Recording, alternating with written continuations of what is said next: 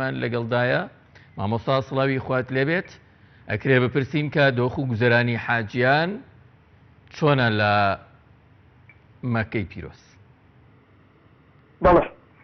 سڵاوی خوای پەروەردگار لە بەڕێزیشتان و ئەسەلامو عەلەیکم وەڕەحمەت الله وبەرەکاتوه و جەژنتان پیرۆز بێ و جەژنی سەرجەم مسڵمانانی کوردستان و هەموو مسلمانانی جیهان پیرۆز بێ.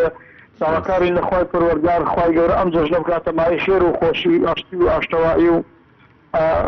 برایەتی و ئاسایشی زیاتر بۆمان و حەجی حاجیانمان قبوڵ بێ و دوعا و نزاوپاڕانەوەکانی بۆ ئێوەی بەڕێز و خۆشەویست قبوڵ بێ ئینشاءالله حاجیانمان. بەڵێ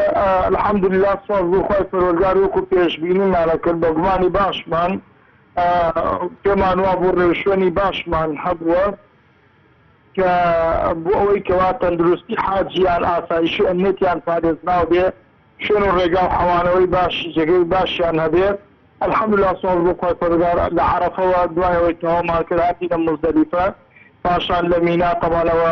ڕۆژ دووەم ڕۆژەوە یەوم النەفیرە و ئێستا حاجیەکانمان مەجموعەیەکمان گەیشتینەوە ئوتێلەکان و مەجموعەیەکی تویشمان کە ڕسمەکانیان لە دوای نیوەڕۆوە دەکەنەوەتان بەڕێگەوەن ئەوەی کە تا ئێستا الحەمدولله زیانیاریمان هەیە زۆر بە باشی و بە ئاسایشی و الحەمدولله دوور بووین لە هەموو با بڵێن جۆرێک لە محنەت و ناڕەحەتی و کارەساتانەی کە ساڵانی ڕابردوو ڕووی ئەدا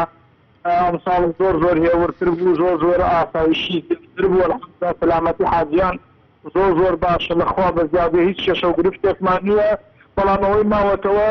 ئەوەیە کە ئێستاکە هەندێک لە حاجیەکانمان نەهاتوونەتەوە بۆ ئەوەی کە قسەی نهاییی بەسەر سەرکەوتی پرۆسەکە و یان با بڵێن بە شێوەی سەلامەتی پرۆسەکە ئەبێ با بڵێن دوای مەغریبەوە تقریبان زیاتر بۆمان ڕوون ئەبێتەوە کەوا هەموو حاجیەکانمان بە سەلامەتی گەشتوونەتەوە هیچ حاڵەتێکی نەخوازرا و ناخۆشمان هەیە یان نییە یا ئومێ دەکەین ئینشاءالله کە لە ئایندەیەکی نزیکدا یان با بڵێن لە چەند سەعاتێکی دواتردا هەواڵی خۆش ببیستینەوەی کەوا هەموو حاجەکانمان بە سەلامەتی ئەرکە ئاینەکانی خۆیانیان بەجێ هێناوە و گەیشتنەوە شوێنی حەوانەوەی خۆیان. بڵێ مامۆستا کامەران کەی تەوافی ماڵاوایی ئەنجام بدرێ و با بڵێن مەراسیمی حەج بۆ هەر حاجیەک ئەگاتە کۆتایی و ئەرکەکەی کامڵ دەبێ. بەڵێ ئێمە بڕیار وایە تقریبان تا 29 ئەم مانگە آخر قافڵەمان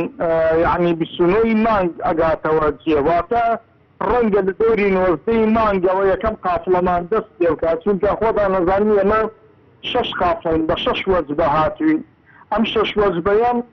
هەر بە هەمان تەفەسول وەجبەی یەکەم لە با بڵێن لە یەکەم ڕۆژیدا کە بۆمان دیاری دەکرایە لە دوای 18 مانگە لە دوای 19 دەست دەکرێت بە گەڕانەوەمان ڕۆژێک لە ماوەی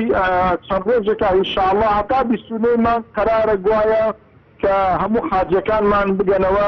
شاری سلێمانی خۆشەویست. بڵێ وتراکە ئەمڕۆ حاجێکی دیکەی هەرێمی کوردستان گیانی لەدەستداوە. ئەمە بپرسم ئەو حاجیە لەگەڵ ئێوە بووە و تەندروستی حاجیان بە شێوەیەکی گشتی چۆنە هی هەرێمی کوردستان؟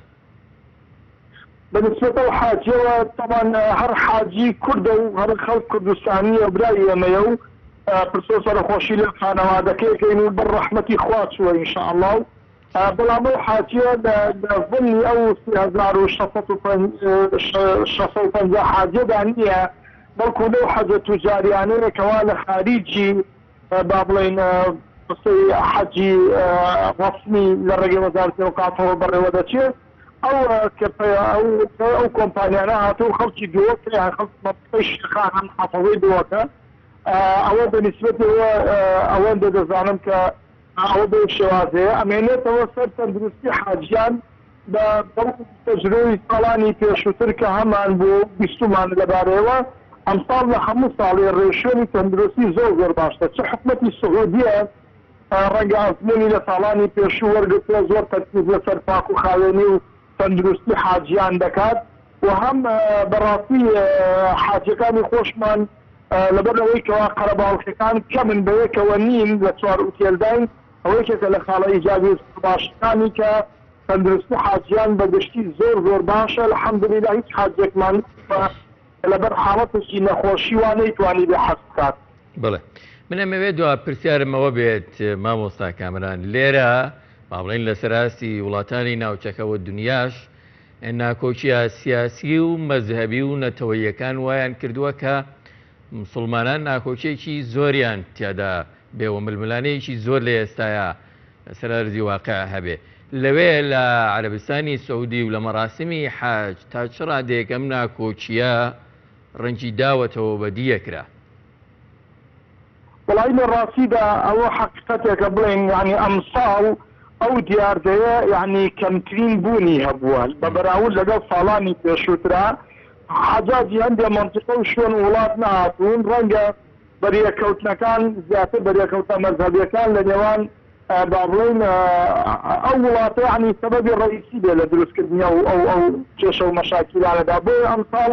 بە نەبوونی ئەوان پرۆسەی حەق زۆر بە ئاشتی بەڕێوە چووە و هیچ کێشەیەکمان نەبوو سوابڕۆخوای پەروەردگار و ئەمێ دەکەین ئینشاءڵڵا لە حەراقیشدا خەڵکێک نەبێ لەو بابەت و لەسەر ئەو ڕیتمە یعنی خەریکی فۆزانەوە ململانی مەذهەبی بێ لێرە چونکە لێرە مەوسیمی عیبادەت و خواپەرستیە و هەر ئەوەشمان بینیوە لە ئەمساڵ لە خەڵک الحەمدولله هیچ تێکدادانێکی مەذهەبیمان نەبینیوە پرۆسەکە زۆر بە ئارامی بە ئاسایشی و بەڕێوە الحەمدولله ظاهیرەوەی کە بەڕێز مامۆستا کامەران عەلی بەڕێوەبەری حەج و عومرەی سلێمانی لە مەکەی پیرۆزەوە ڕاستەوخۆ لەگەڵمان بووی زۆر سوپاس.